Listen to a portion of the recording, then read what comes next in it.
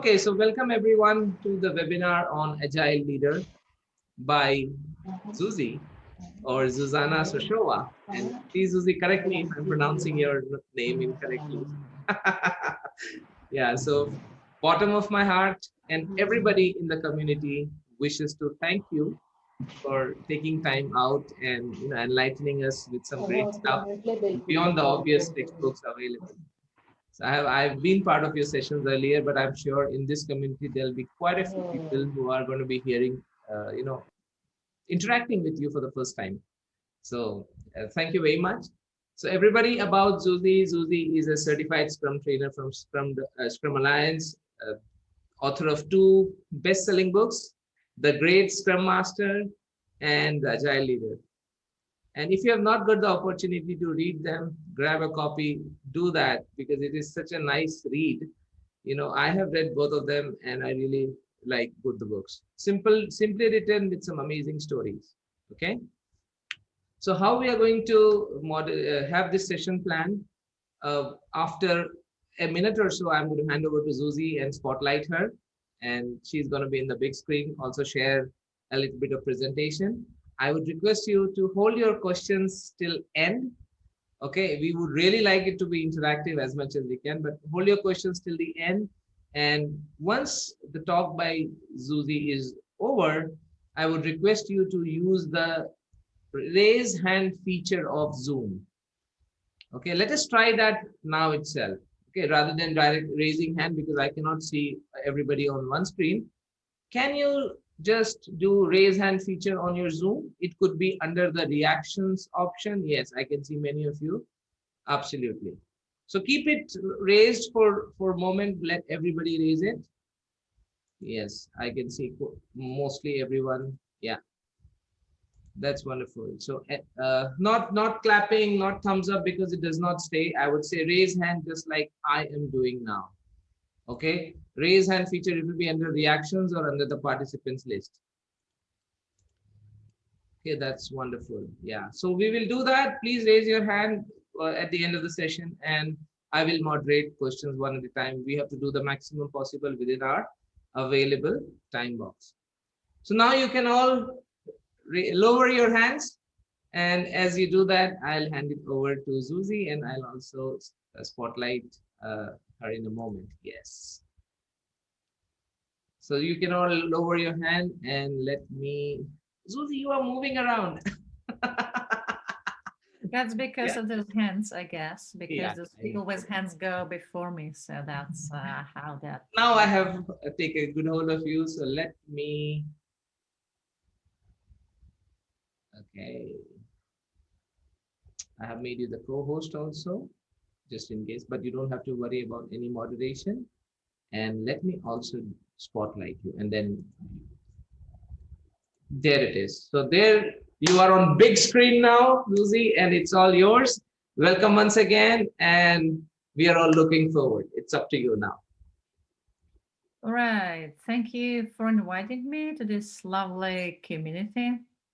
I've been to Pune a couple times, a few years back, traveling always the sort of a circle around Mumbai, Pune, Bangalore, Delhi, Calcutta, maybe some other places. But usually Pune was one of my favorites. I was always staying in that nice hotel with a swimming pool, and it was always such a great weather there comparing to where I live. So those are my recollections to Pune. Also that wonderful food, which you of course take as normal. So, but I still, I like that place. I like to come back. So that's the general introduction, right? Otherwise, I'm from Prague, Czech Republic. So currently rainy weather. You don't want to be here right now. In 2-3 months, maybe, then it start to be better. So stuck at home as most of us, right? So today we want to focus about 30 minutes, 35-ish, to the topic of Agile Leader. As you already hear, those are my 2 recent books. The right one, the black one, The Great Scrum Master. That's a practical guide for all who want to improve their teams. and organizations, being a Scrum Masters. And then Agile Leader is sort of a mental continuation, but actually focusing and working with organizations, with their culture, with leadership, etc. So, by the way, that Agile Leader is gonna have some sort of a republishing in India. I don't know what that means yet, but I hear from the publisher, so maybe it's gonna be cheaper. I don't know.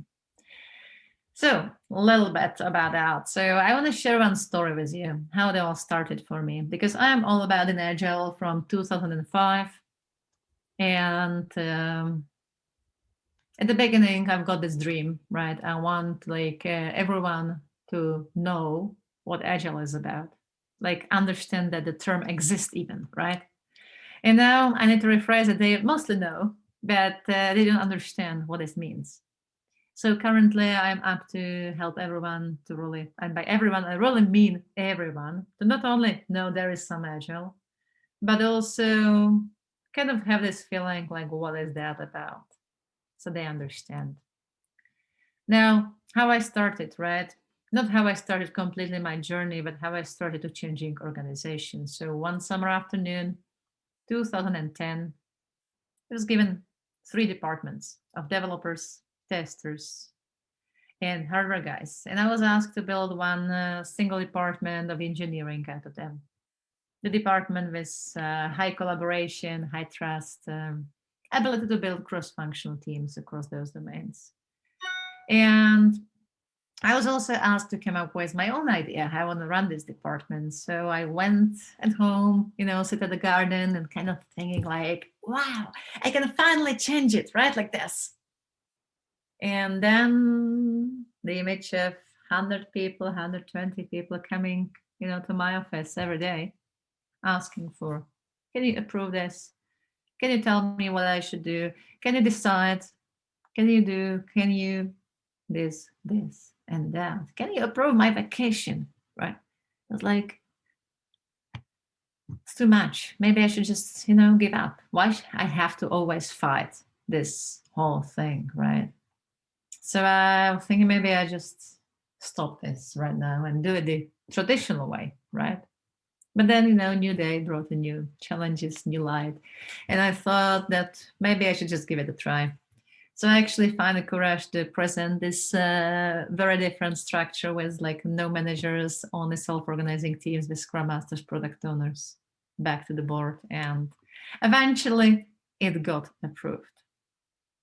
And when I think about why it got approved, is because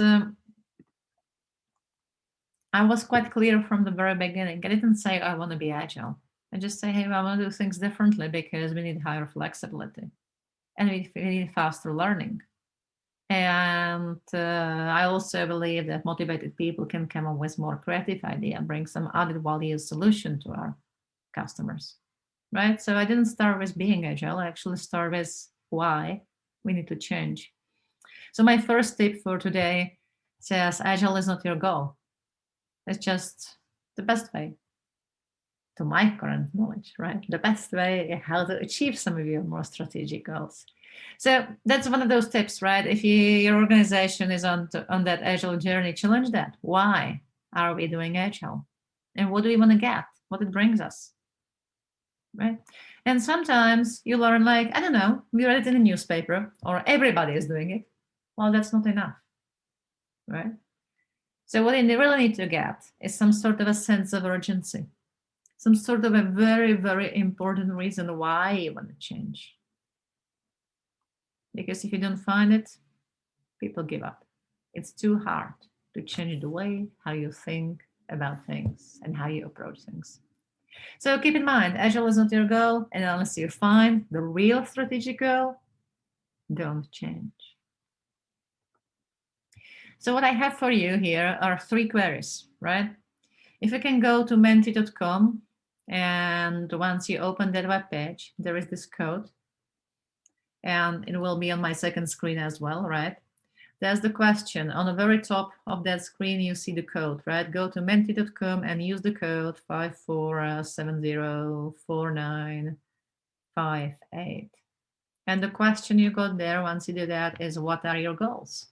Why would you change the way you work? So it's focusing on you and your organization. Let's see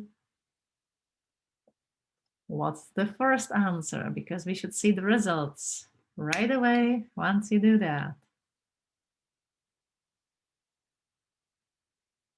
Now, to be more effective, stabilize the team, efficient product, seek feedback from end, business growth. And by the way, if you write the exact phrase once more, it will become bigger. Business growth. Be ready for uncertainty, customer satisfaction. More business.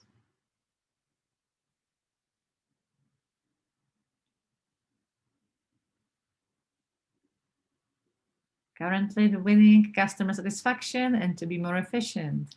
Customer satisfaction is getting bigger and bigger and bigger, which is good.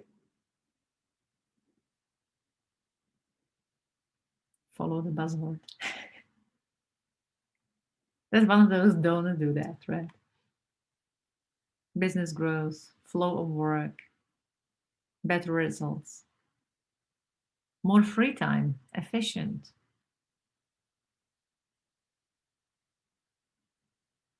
Also standing out.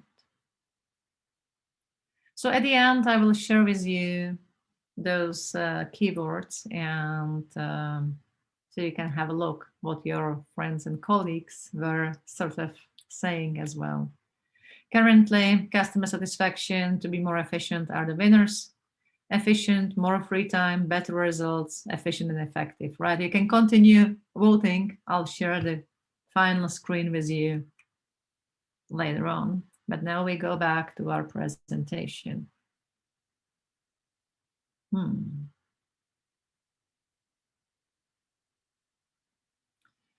So how it all starts, right? If you want to change. So first of all, do you have a reason for a change? Let's say you do, right? Like what you just said is happier customers or more customer satisfaction, right? So then you originally, that's where we all started. Traditional organizational structure with departments, managers. This is my artistic version of org chart. You all know it, I'm quite sure. Then when you start changing, those are those yellow dots, different way of working. So we start small, we start from teams. And at one team, we might do the team spirit, just working as a team, not individuals. At some other team, we try more self-organization, higher autonomy. At some other team, Scrum, Kanban, right? Different frameworks, extreme programming. You experiment, you keep experimenting with different way of working at the team level. Eventually, what we often do, we try to involve the exec team as well and try some sort of a Scrum-ish way of working. Again, work as a team, break the traditional pattern, help them to understand what this change is about from being really that part. And if you do that long enough, eventually, it's like a snowball effect. This team will say, hey, I want to try it as well. And be like that. And he would like to, and they start experimenting as well, right? So eventually you have like those parts of this organization which are experimenting with some sort of agility, and those black dots which are still trying to keep being traditional, like a traditional managers maybe who doesn't like that change. And there are those agile managers who say, hey, I really like that change, I want to change this. And that those forces are sort of like against each other when it's messy and unpredictable and ugly in a way. And you can't avoid it because that's the nature of a change. It's going to be messy. And it's okay. Because there is a disconnect between the new way of working and the old way of working. And eventually, if you sustain for a while, and before that, if you sustain for a while, of course it will click. But before that, you have all those weird questions like, who is responsible?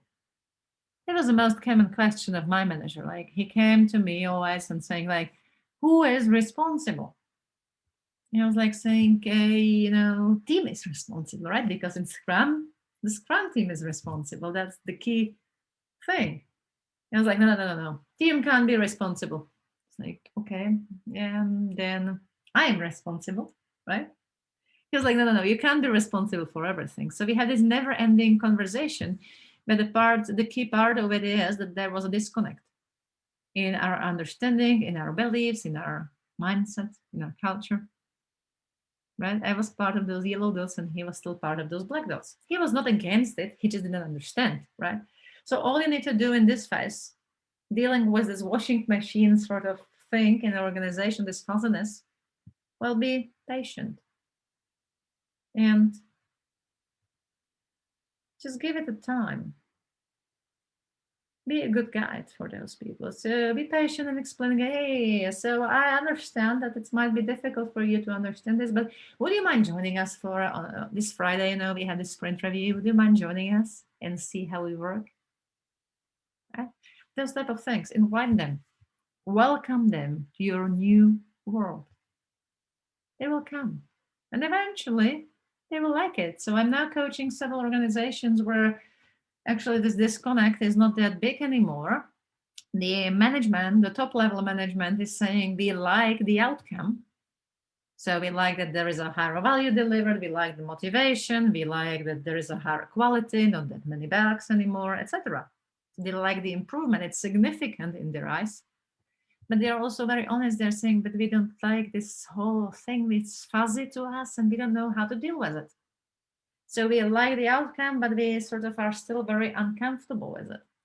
So that's good already. That's a next step, right? First they are against it, then they have this discomfort, and eventually they become the evangelists. So you just need to support them and give them a time. Patience is one of those most missing things we all have, because we just know if you only do this little, it's gonna be awesome, and they don't. So be patient, right? But once you're patient enough, eventually it will click, right? Those black dots to the yellow dots will click again. It will create this kind of a harmony, right? It's still moving, inspecting, adapting, experimenting, trying different things, but it's the fuzziness, that ugliness is gone. And you come up with an agile organization. So this agility at the organizational level. So what is agile organization, right? Collaborative, creative, and adaptive network. So that's very simple to say, but people often ask me, like, what does that mean? It's okay. Well, I give you another metaphor. So agile organization is also about people. So you can imagine agile organization as a human being, as a living organism, maybe, right? It's adaptive. It's constantly changing, reacting to changes, moving there and back and there and back. All pieces connected. They have their own autonomy. I can move my two hands independently, but not completely, right? Because there is a limit. I can't go farther on. And so that's a good metaphor. Yet some people are always like saying, but yeah, but what does that mean in an organization? So eventually I end up saying that the traditional organization would be this big tanker boat, this huge one with a captain as a centralized decision-making process. It's very fast, very efficient, by the way, for those of you who choose efficiency in the previous question, right? Very efficient. But the problem is it's not flexible in changing direction. So the traditional organizations are optimized for speed. They believe you can plan things and then deliver them accordingly. In Agile, we actually realize we can't plan because it's so fuzzy, so complex, so unpredictable that it's impossible. So eventually, what we do is being adaptive, inspecting, adapting, trying to figure out on the fly the better way. So the metaphor for agile organization is not a big tanker boat, which optimizes for speed, but it's actually a flotilla of small boats, which has autonomous decision-making process and can help each other, but they go to the same mission. So one of those important things, if you want to build agile organization, you have to give it very important mission, right? Because otherwise they all go different ways. So they must have one goal together, which is sometimes hard in organizations, but that's a prerequisite. Eventually, if you want to make a change, leaders go first. The organization will follow, right? And when I say leaders, I don't mean managers, right? Leadership is a state of mind. So everyone here is a leader. You are leaders. The only thing, some of you might be sleeping, right? Didn't realize it yet, didn't wake up yet. But the only thing you need to do is to decide, hey, I want to do this. I have this vision, and I'm willing to take the ownership and responsibility for leading it. Completely in your hands. Of course, people will like it or won't. That's always possible, right? But it's all on you. So if you want to change that organization, become a role model. It all starts with you. And the toughest. When I started and want to have it self-organized and proactive, I did a lot of mistakes. In certain cases, I just make a decision, didn't even ask people.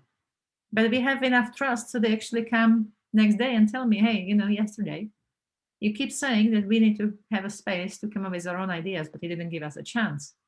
I was like, you're right. I'm sorry. And then I actually went back to the team and be openly saying, hey, I just got this feedback and I'm sorry about that. And I'm on that journey together with you. Meaning being consistent, being transparent, being honest about those things and admit mistakes is one of those most powerful things if you want to become a role model. It is a journey, it will take time, right? Don't expect you implement 5 practices or frameworks and it's going to be gone. No, it's in your head. It's sitting right over here. Now, am I consistent now with many things? Yes. With some others, maybe not, right? So we are still on a journey. There is always a better way. There is always some limit which could be overcome. So another query, if you go to thatmenti.com, now that's the last one. Currently, if you do refresh, you get a second question.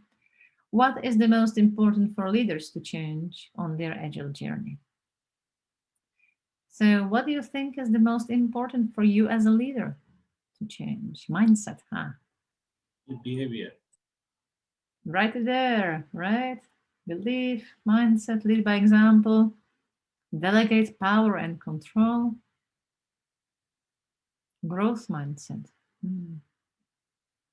way of acting, empower team, vision.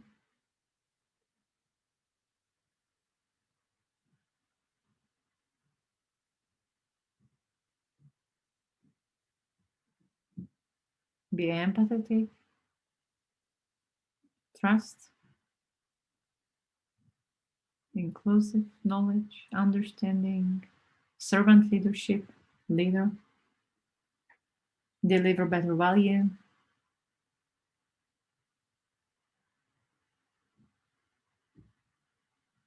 So far, mindset is winning. And now with you, it is a significant shift of mindset.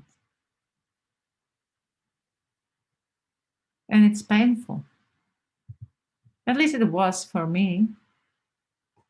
As I told you, I was doing a lot of mistakes. I was not consistent all the time, but I tried to. Servant leadership, perspective, empowerment. Cool.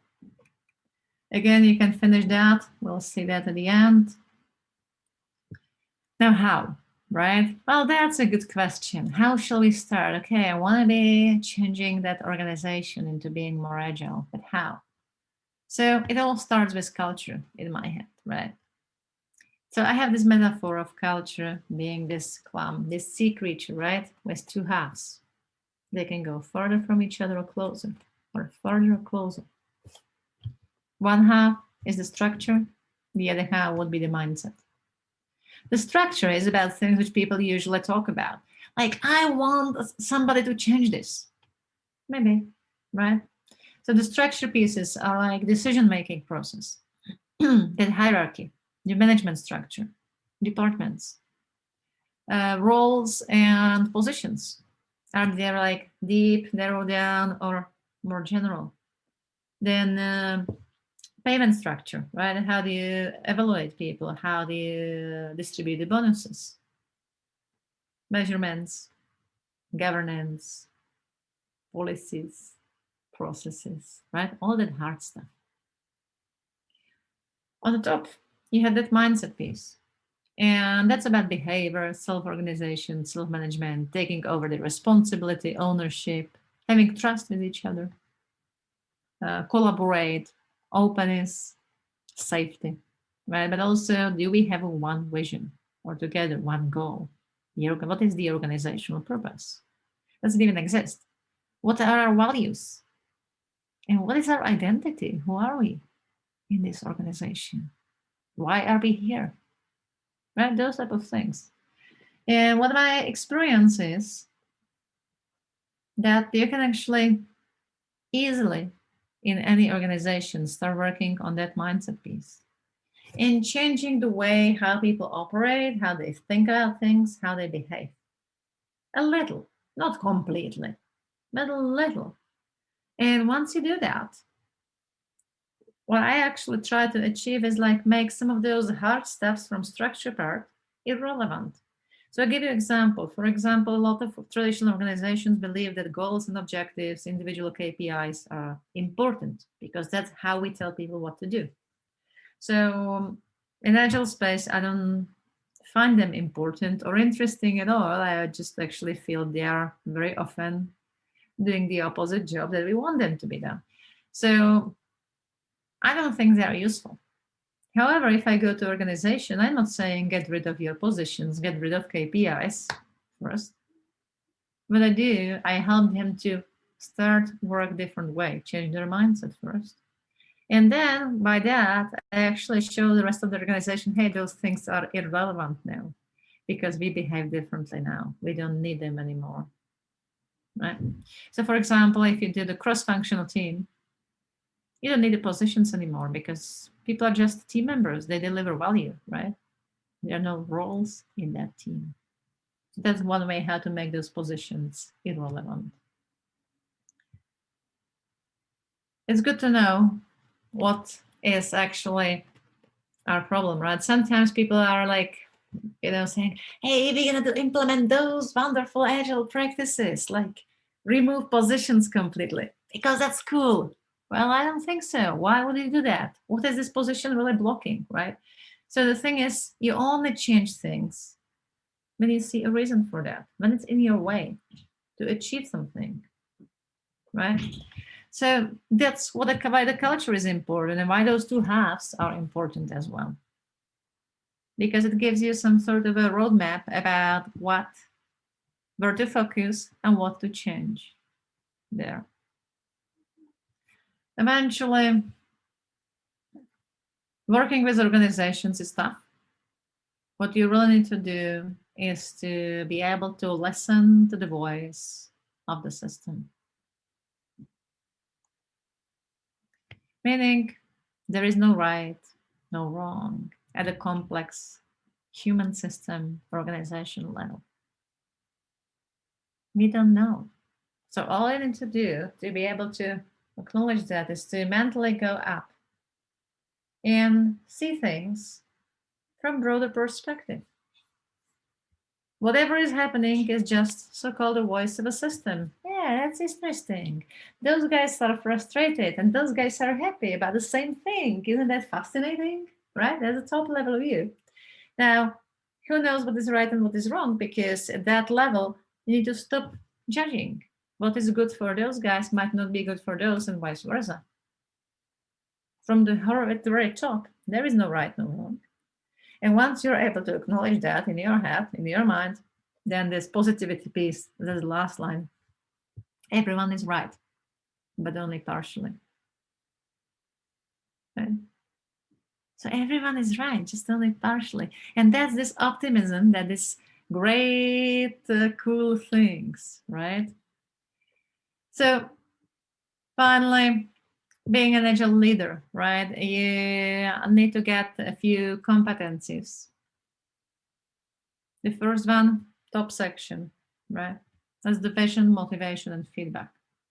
Vision is important because if you don't know what you need to achieve in that organization, I don't mean product vision, I mean organizational vision, right? Then you can't become a leader. So that's the key, that's a starting point. Know what you want. And why is it important for you and for the others to follow? That's part of that motivation, because if you make it important to them, then they will follow and will be motivated to help you doing that.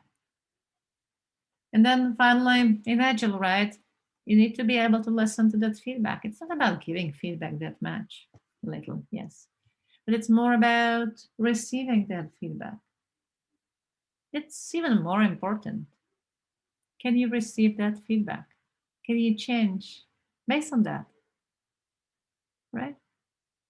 Because that other people in that organization will give you their voices. There is no right, no wrong. But can you still inspect and adapt based on that feedback? So that's the top section. Then on those two sides, two parts, right? On one hand, you have the decision making and collaboration. So even in agile space, you sometimes need to decide. Don't be afraid of that. Sometimes agile coaches, scrum masters feel like, I can't decide. Well, very often you don't want to decide, but sometimes you just need to make a decision. Don't be afraid of it.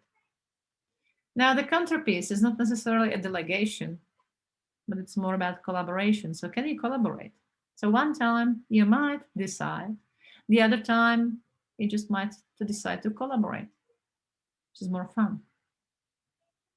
On the other side, how many of you are good at coaching and facilitation, right? Those are just two soft skills which are critically needed if you start to work with this fuzziness of that agile system, right? It's constantly moving. It's not easily to be described. So actually, the more you can coach and facilitate, the more you can help them. Quite an important part. And finally, the bottom part is a change. So we talk about the first segment, achieving a change through changing myself. That's the me thing, right? Becoming a role model. In my mind, that's the hardest one. And it will also check if you really mean it. Because it's different if you say, hey, you guys should be self-organized, or if you say, hey, I actually changed my way of working as well to show you, right? So changing through changing yourself. The middle one, changing through working with the other people, like implementing practices, frameworks, etc. The third one, going to that observation tower, working as an organization, as a system.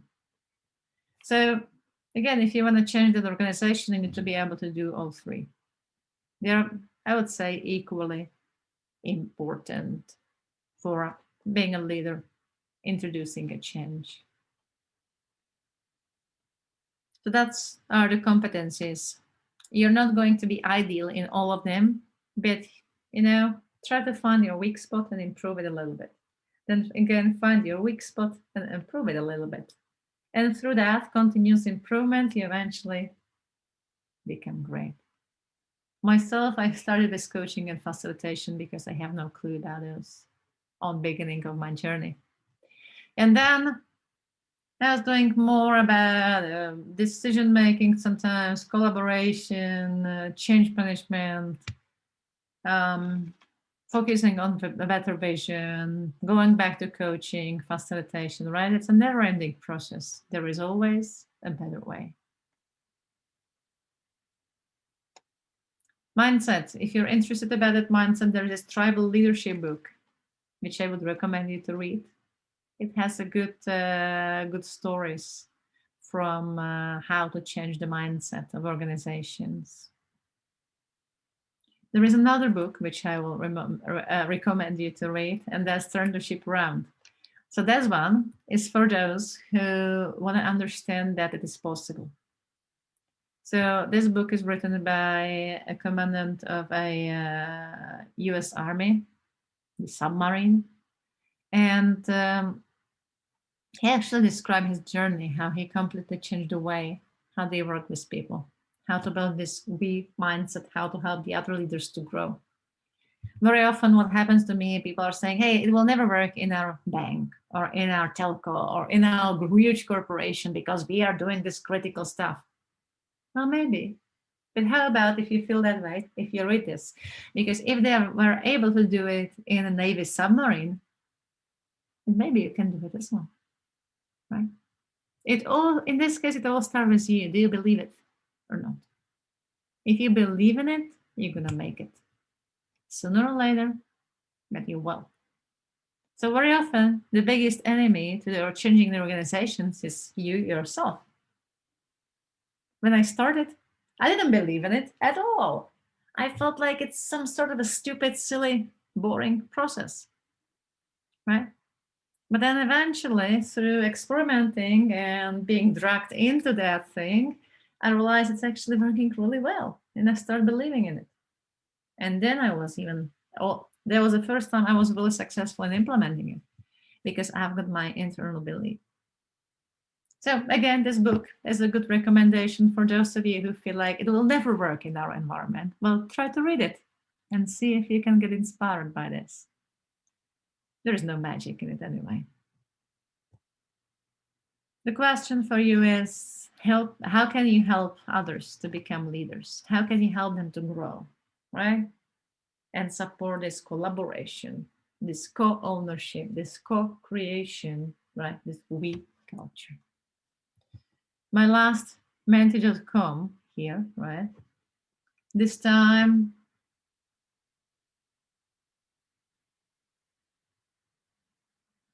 how can you create great teams at your organization right now? So what can you do tomorrow to create great teams? I'm not speaking about a group of individuals. I'm speaking of this collaboration, co-creation, this kind of a spirit of we. Trust, empowerment by leadership, empathy, lead by example,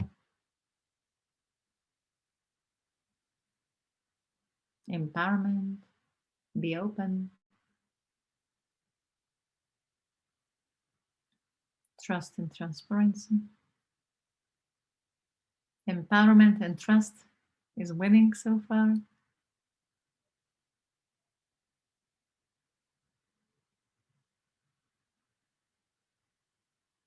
Feedback, listening, belief,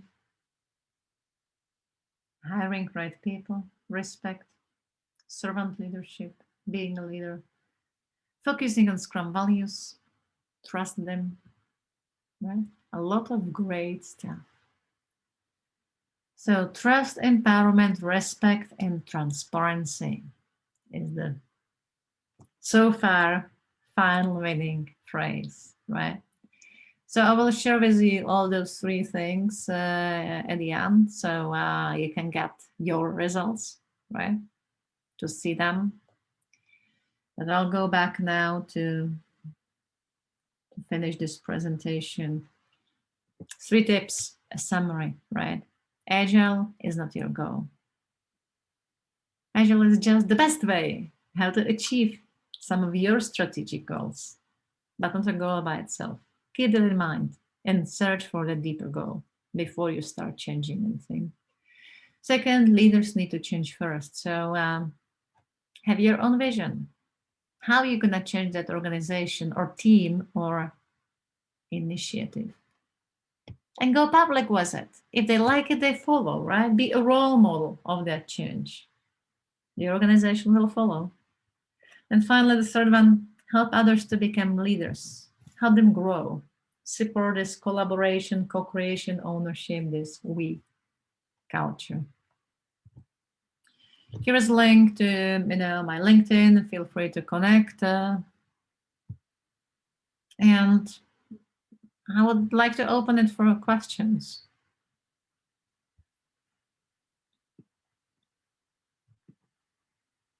Anyone? You're muted. Thank you, Zuzana. Thank you, Zuzi, for sharing these amazing insights. And first of all, can we have a round of applause from everybody here? You can all unmute so that she can listen to the sound of Pune and other cities. Yeah, hello there. sorry to call it out as Pune. So thank you very much, Susie. So what I had done as part of the registration, I had also collected some questions from the interested folks, and I spent a couple of hours just to take out some popular ones. If you're okay, I can ask those a few questions first, and then maybe then we will open up for others. Is that okay with you? Yeah. Okay. So one of the first questions, I mean, very popular with it is related to agile transformations.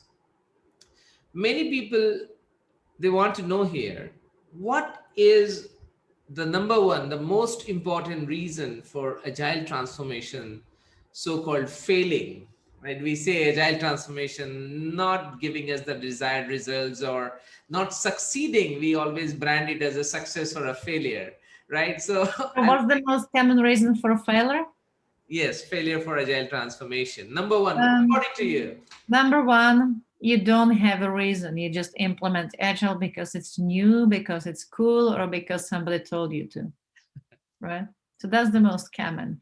Now, if you put that away, the second most common, I think, is that people who implement it, they don't really understand it. They believe that Agile is about buying a tool and setting up new processes. So they say you are a project manager, but now you will also have the role of a Scrum Master. And by the way, we're looking for a product owner, so you'll be a product owner as well. I was just teaching a bunch of project managers last week, and that's what they told me, right? So what shall we do? I'm a project manager with my old responsibilities, but now I'm supposed to be a product owner and Scrum Master at the same time. What shall I do? I was like, I don't know. This is not going to work. So how about if you just step back? Now you're at the Scrum Master class. So how about if you step back, think about it, and go back to your management and explain them why this is not a good idea. Now you can also come with a plan like saying, oh, I will be a Scrum Master, I will be a product owner, and I will be sort of a stakeholder supporting the product owners, distributing the roles, right? But at the end of the day, you have to make a choice, right? But do they understand? So very often it happens that the organization is implementing it because somebody said it's needed or it's cool or it's new or whatever, but they are lacking that understanding. They have never seen it. And if you've never seen it, believe me, then you usually do it wrong. Not by intention, they just don't understand, right? It's so different that you don't know. So that's the other most common. Well, thank you, Susie. And we are in an agile forum, and you also mentioned Scrum Masters a couple of times. It's difficult to keep Scrum away when we talk about agile. So a couple of questions related to Scrum Master. First question is, in India and in general, we have so many professionals who have certification as Scrum Masters, right? So many. I mean, it is the Good for you. most popular. Then why do teams struggle in their Scrum implementation? It's tough because entire like Asian culture, right, is slightly different than European. So there is a cultural heritage, which is different. So if I look in Europe, which is closer to me, then for example, if you go to Scandinavia or Benelux, it's agile by itself. It's like close to them. The more east you go, the more far it is. But then actually going east from Europe means eventually you end up in Asia. And I think that trend is still there, right? So it's more difficult because you have different society, different social heritage, etc. I'm not saying wrong, I'm just saying some of those principles are really hard. So that's part of it. You have to deal with this. You have to deal with strong families where you have some sort of a hierarchy. So in where I live, we don't have it, right? We are like, really like a team in that family with no hierarchy in it. But there are cultures like in Italy or Spain as well, right? So not just Asia, where that sort of weird hierarchy is in that family, which I never really, I mean, parents have certain authority to the kids, but once you grow up, you're equal, right? So those things will make a difference. Also, your school system, right? So again, different countries has a different school system. If you go to Britain or US, they have a different school system than we have in Central Europe, for example. And then I'm quite sure you have. I just never really studied your school system, right? But I can compare us to the US and Britain. So for us, it was like the teacher was almost like you never question the teacher. You always say, teacher is great, right? At least you pretend. You don't think so, but you pretend. That's the official statement. So we have that hierarchy hard coded in that school system. Now, when my daughter is now at school, we were telling her some stories from when I was little, when my mother was little, even when my grandfather was little. It was so funny to see that shift, right? Like when my parents be young, they need to sit with their hands, on their back so they don't disturb. Now we didn't do that when I was little, but still there was like you don't argue with the teacher. Now my daughter, she called her by her name saying like, yeah, but she said this, but I don't think so. And the kids were right now running around and she didn't really tell anything. But actually when she said like stop, they stop. She has an authority, but not this sort of positional power, right? She has this power of influence. So they respect her. But she actually is okay if they question her. So all those things, like, do you question people in your family? Are you allowed to do that? Is it okay? I mean, from social, status and everything, right? Can you do that to your boss? So I'm coming from that company, and it's not really common here either. It's like half and half. But I was working for a boss who was okay if I question him. So I was like saying, hey, I disagree with that. That's a bad idea. And it was okay. He just let me go. And then he said, hey, why do you think so, right? So it was okay. It was a normal way of talking about this. He even challenged us to say we disagree because that was fine, right? Now, there are some other environments, even here, right? So it's not, everything is not geographical distance, but it's still, how likely it will happen where you can't do it because it's not acceptable by the social sort of arrangement. So that's part of it, right? And then, I don't know, it's tough, right? So just having a certification, I'm teaching certifications a lot. So of course, it will help you to understand, but it will not give you that experience. So still after certification, you should have that understanding. But now, do you have experience at certain level to be able to change the organization? You should have after certification ability to work with team, but not necessarily organization. So what I see around like companies pretty much globally, right? Very often the companies are hiring a new, fresh Scrum Masters who never seen it anywhere. They just went to a certification or a class or read it somewhere or work 6 months somewhere, right? And they ask them to transfer the organization. Well, sorry to say, they usually don't have enough experience with it, so they don't know how to do it, right? So changing a team is same as changing the organization, but still you need a lot of experiences here to be able to scale it. Something like this, I don't know. Yeah. And that's an interesting point you raised, and I saw quite a few people giving a virtual thumbs up. And social fabric, our upbringing, school system, these things play a part how we do work. Now, I usually call that in India we are over even beyond self-organizing when it is about driving on the roads.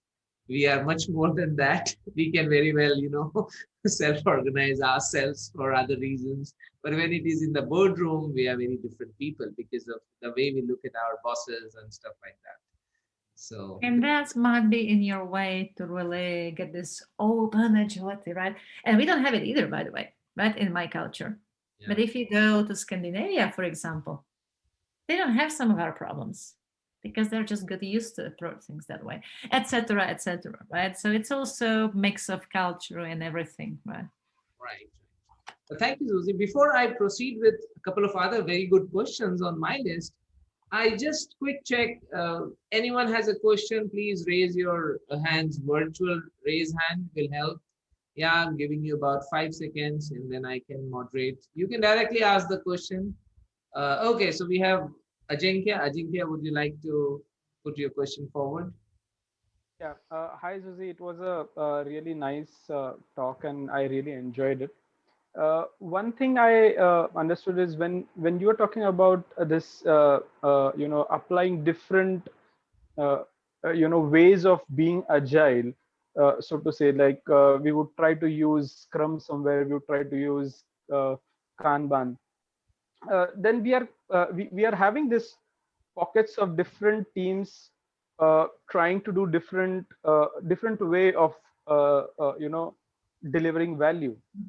But when we talk about the organization as a whole, how do they come together as a unit, or do we allow them to be really a bit chaotic at the start and then let them figure out how to come together? So it's all about mindset, right? So if that Scrum application here will give you understanding of that mindset, it's cool. The Kanban here do the same thing. And then when they realize we need to collaborate, then we say, is it okay if we both keep Kanban and Scrum, right? Is it working well together or not? But because they understand that mindset, they know it's about collaboration first. And if you need to collaborate with someone, you need to see things from a little bit broader perspective. So if there is a need somewhere of something and somewhere of something, you need to figure out, okay, can we work Scrum and Kanban? Scrum here, Kanban there, and is it working well in our case? Or do we really need to shift to Scrum or Kanban or whatever else, at that level? Because at the end of the day, we need to deliver value. So what is in our way of delivering value? How can we improve it?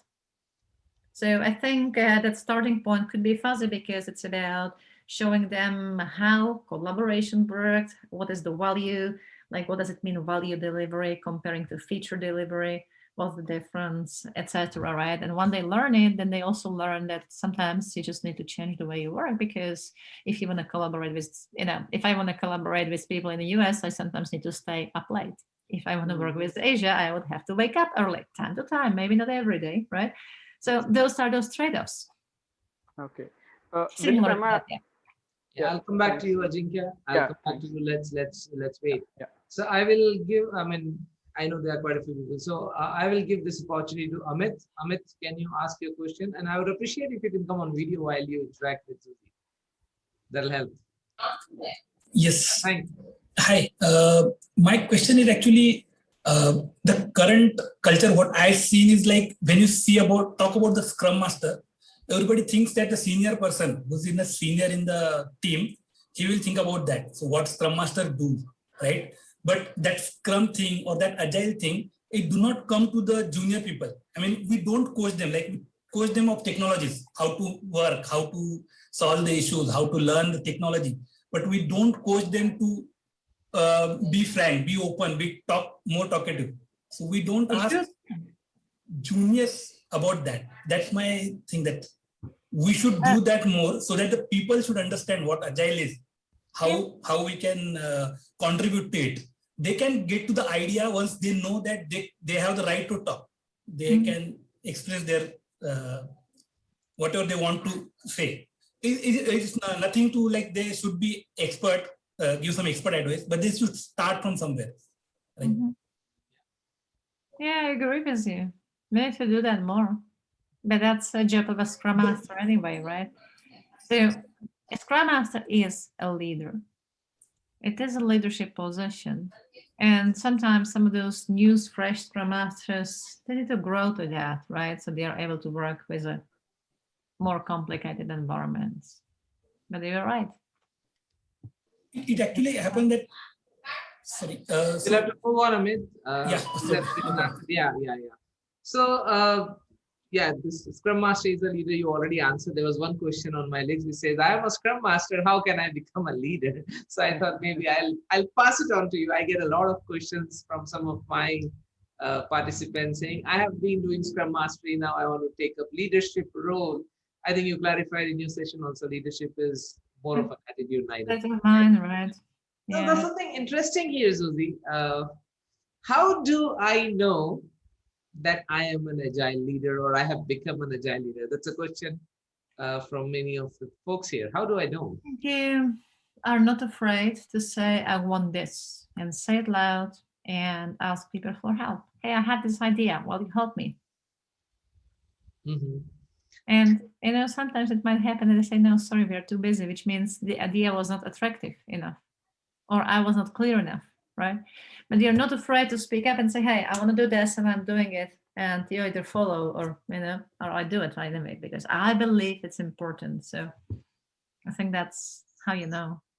Yeah, that's right. And one of the things I want to add here is it's the team which make a leader good or bad. That is also one way of looking at it. So as a leader, if you are able to inspire your team and all, organization into right path and all, maybe that is what you say, now I'm really a leader, something like that. Yeah, I guess so. Okay. That's correct as well. Great, thank you. We have sufficient time to maybe take a couple more. Vritti, hi Vritti, please put forward, and then Catherine after Vritti. Yeah, Vritti. Hello, hi. So my question is that like some of the leaders of existing team, they feel that they're doing agile in a correct way. So sometimes, we are assigned to such teams to coach them and, to bring them up to a level. So they are like, I face a lot of challenge, like how do I convince them or challenge their current as is things, because they are existing teams, they have more trust on each other and on their leader as well. And sometimes, it's all about work for them, that we have a lot of work, we don't have time to do experiments. So first thing is, how do I convince them that, let's do some experiments, and the ways you are following may not be the right way, we can do something better. So how do I do that? I think what helped me, right? I can speak just about from my experience. It's a coaching skill. So can I coach them? Can I help them to reflect? Can I help them to raise their awareness about things? And that's what I usually try to do. The other thing is you don't push. You can't push them to do it. All they can do is to show it to them. If they take it, good. If they don't, show them the problem. Right, but again, the tool is coaching, really, in my hat. So, go to my typical suggestion to every Scrum Master is go to a professional coaching class and professional facilitation class, and improve on those two soft skills. That's so true. Catherine. My question is complementary to Vritti. I think, did it ever happen to you to be invited by a very big organization to initiate transformation, and you have leaders who really hated this change? And if you did, how did you cope with that? You had to stay. You couldn't close the door and go because you were caught in there. You can always leave. It's only your decision if you stay or not. The question is, if you leave, it will go with you. Right, and you would have to also try it somewhere else. So it will do something with your self-confidence, I think. So I would suggest not to leave, because the new organization not going to be better. It's only going to be different. But very often they're just not ready. And so what do you do in that case? So what does that mean? They are not ready. They don't change. Why would they have to change? Agile is not your goal. As simple as that. So either they have a sense of urgency for that agility, and then you can show it to them and they buy it in, or they don't. And if they don't change. And what do you do? Well, I leave. That my business, my value to organization is to change them. I only go to organizations which are ready for change. I'm not working with manager. I don't care about, their products. I care about improving organizations. So then they can improve their products, but that's on them, not on me. So I'm not an employee for them, right? I introduce change to organizations which are ready for that change. Thank you. Make sense? Yeah. So thank you, Susie. So we are just hitting the time box. But I also see our friend Anand raising hand for some time. Do we have sufficient time just to have one more, please? Hey, Anand, if you can hear me. Yes. Yeah, hi. Can you hear me? Yes. Yeah, hi. Thanks. So my question is related to, the question that Catherine asked is, specifically what happens in a large organization is that one department goes agile and another department is still, working on the same process that they are.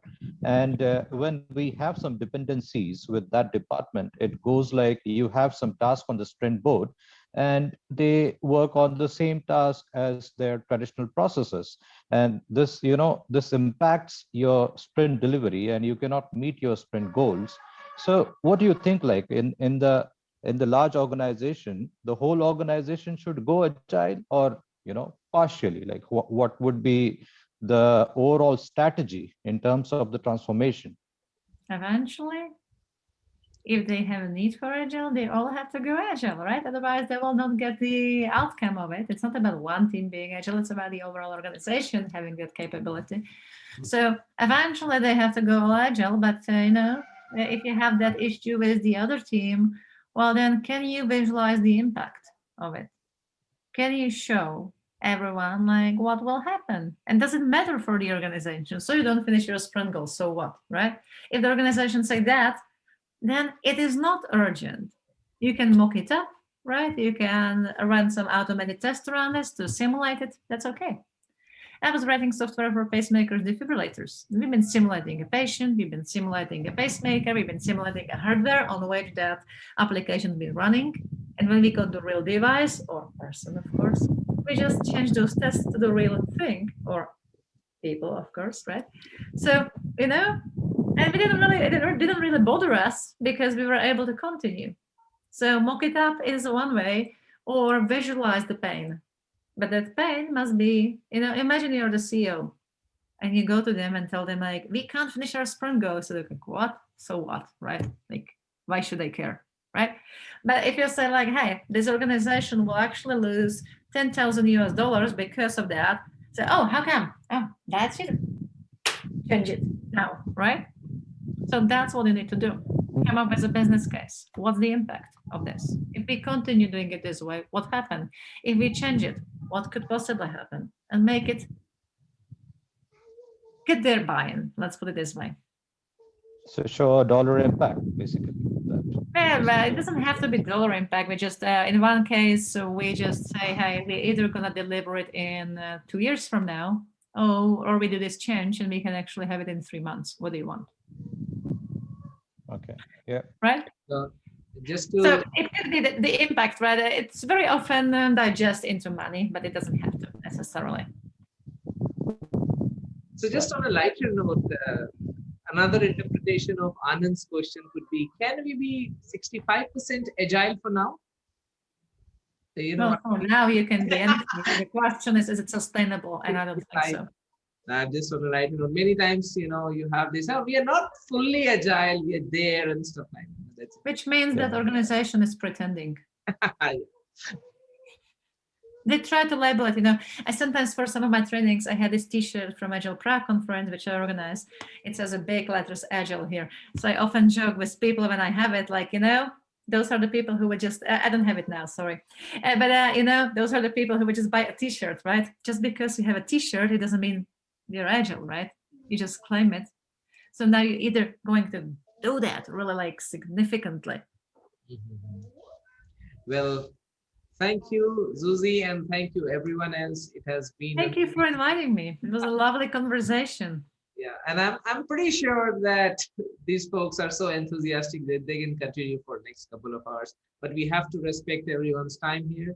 So once again, I would like everyone else to thank Zuzi for finding out time, and we hope to see you maybe sometime if we happen to do our Agile conference. Thank you, Josie. Thank you. Thank you. Thank you. Thank you. Vinit, we are not Thank you. having a Thank you. virtual snap. Thank you, Zuzi. I will remain in the session for some time. So if anyone wants to have a quick chat, I'll be here. Zuzi, and I hope to catch up with you soon. Vinit, you are not taking the virtual snap? Oh, no. I've taken it. Don't worry about it. Okay, okay, Zuzi, thank you very much. And I hope to interact with you. Okay. Thank you very much. Thanks. Thank you. Bye-bye.